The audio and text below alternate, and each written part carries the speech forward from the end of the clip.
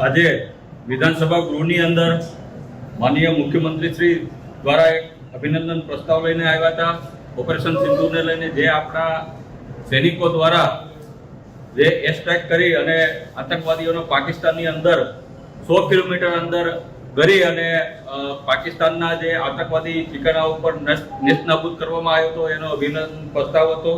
એને ધારાસભ્ય તરીકે મારું સમર્થન આપવામાં આવ્યું છે.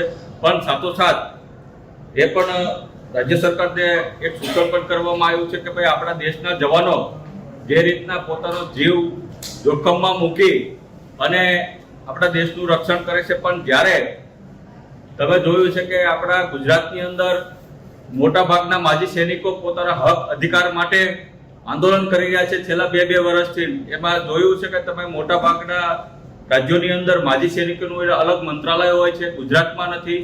માજી સૈનિકોને તમે જોયું છે કે ભાઈ સરકારી નોકરીમાં અનામત આપવામાં આવે છે, પણ ગુજરાતમાં ક્યાંક ને ક્યાંક અંશે એ અનામતનું પાલન કરવામાં નથી આવતું.